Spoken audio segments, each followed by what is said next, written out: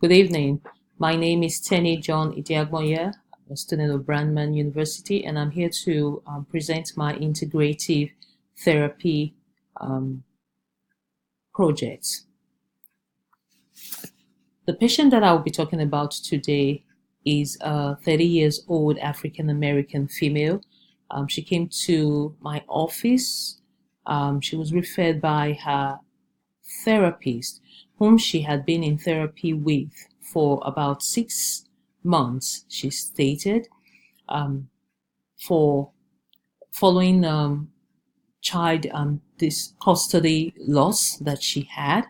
And she said the sections were coming along just when they were picking up. The therapist needed to relocate and had to immediately identify a new therapist for her, and that was the reason why the therapist referred her to me.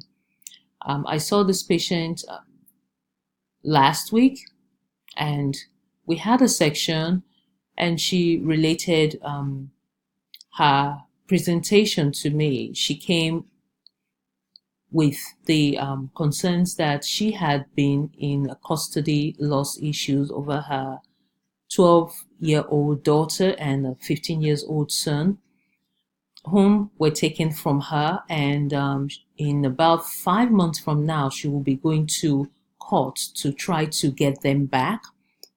And this happened last year.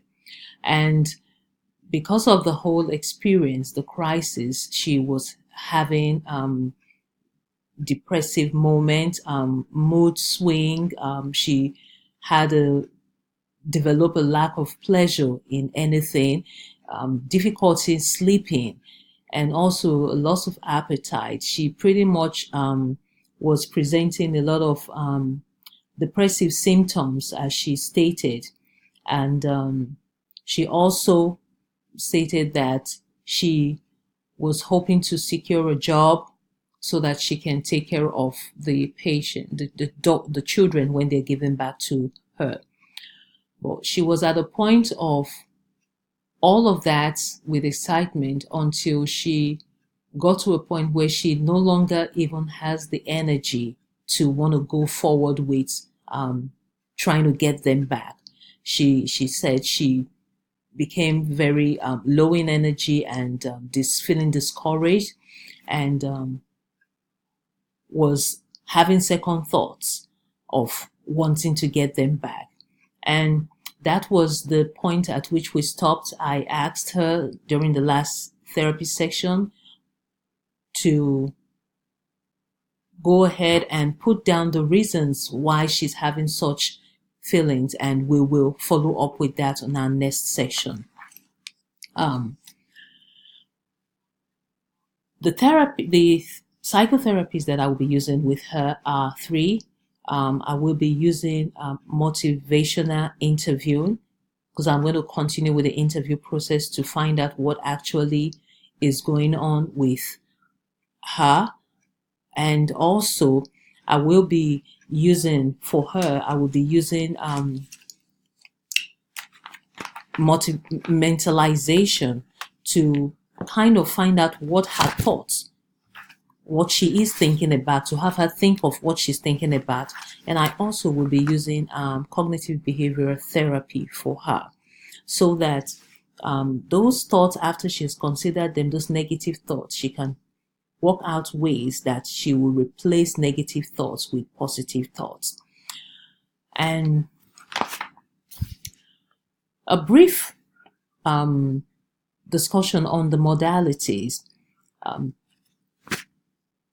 For motivational interview, I will be using open-ended questions, affirmations, reflections, and summary. Motivational interview, basically, I will elicit a need for a change from her. That will be what that process will entail, will involve. And also, once she identifies the need for a change, I will also, using mentalizing, have her think on what she's thinking about, taking mindfulness a step further, so she can think on her thoughts and her feelings, and also being aware of the thoughts and feelings of others. And then also, I will be using cognitive behavioral therapies. After she's identified those thoughts and what she's thinking about, she will be able to go ahead and use the positive thoughts to replace the negative thoughts that she is having after identifying her core beliefs and all of that. Okay. I believe this approach will be appropriate for her because it will address the thoughts that is making her having double mind, making her worried and depressed and not sleeping. And also, it is culturally appropriate for everyone. It's open to cultural diversity. And those are the therapies that I'll be using for her. So I'm going to have the patient come in now so I can start the session with her. Ms. J.U., first I want to thank you for coming in today. Mm-hmm. How are you doing today? I'm feeling okay. Okay. Before I get started, I want to let you know that I will be recording. Mm-hmm. So I would like to solicit your consent that you agree to my recording the interview. Yes, I agree. Okay.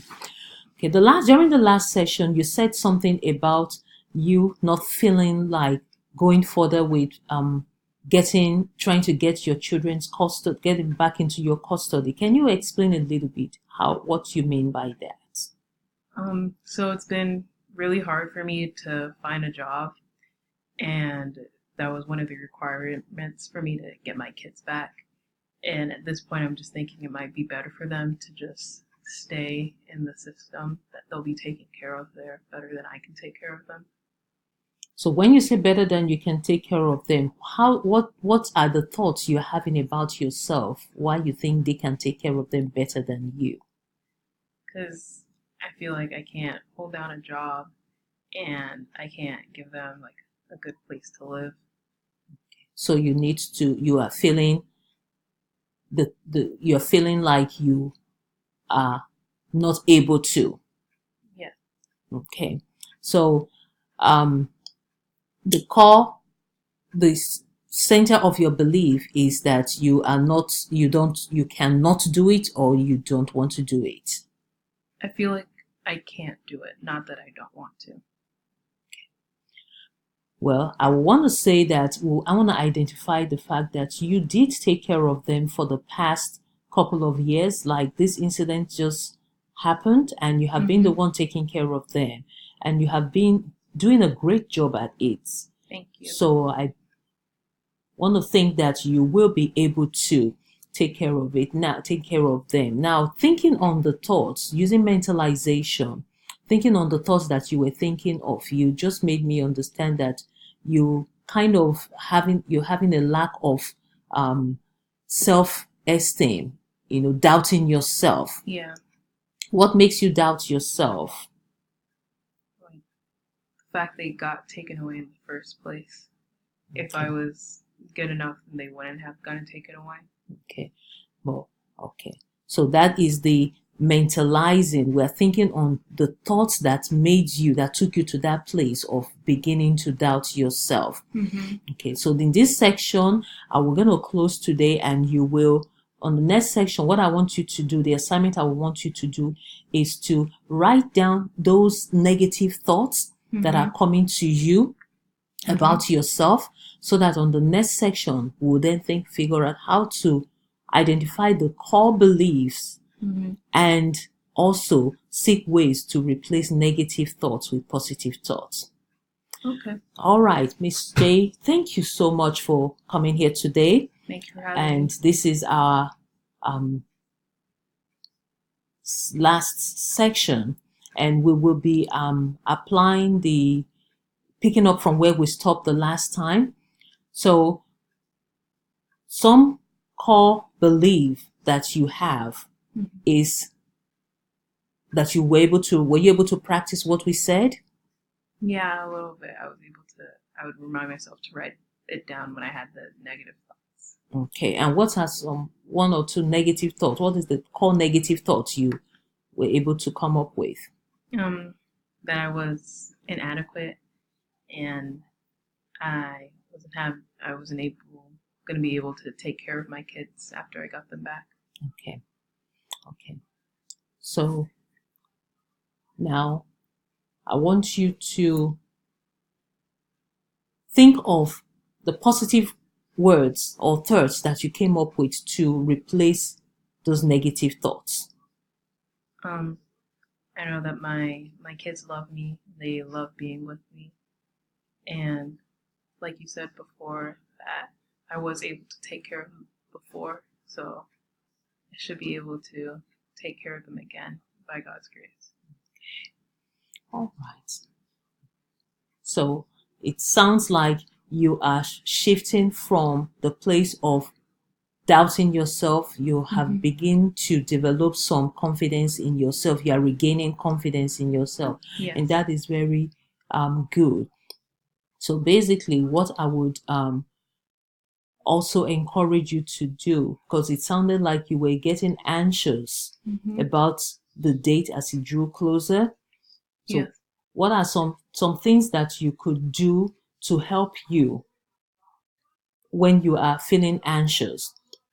I will talk about quickly how you can take deep breaths when you're feeling anxious.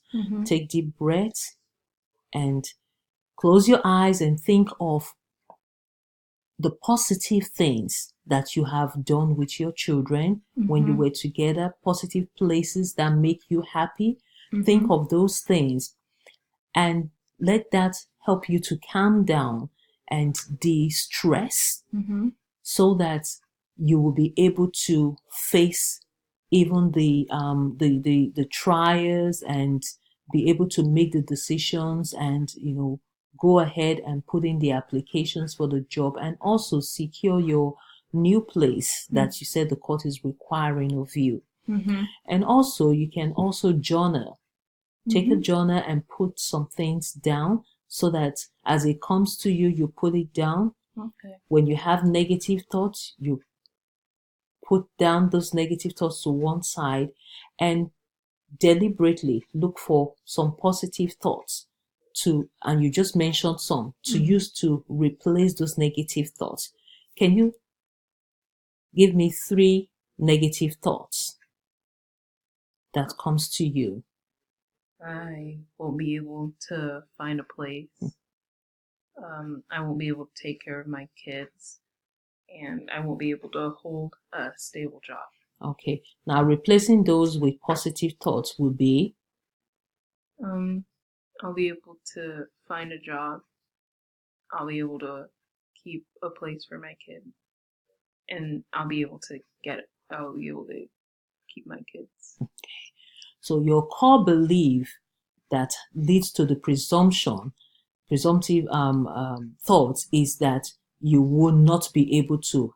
Now you are replacing that with the positive thoughts that you will be able to. And as you continue to make that baby step every day of the week, as you go about your activity, you'll find out that you will have more positives than negative. Okay. And I would like you to also journal so that when we come in our next section, we'll be able to touch base and you can ask me any questions you have then. Do you have any questions for me today? No, ma'am. Thank you. Are you satisfied with today's section? Yes. All right. Thank you very much for coming in. And as usual, you have my number to reach me. If you need to reach me in the course of the week, please feel free and give me a call. Okay. I also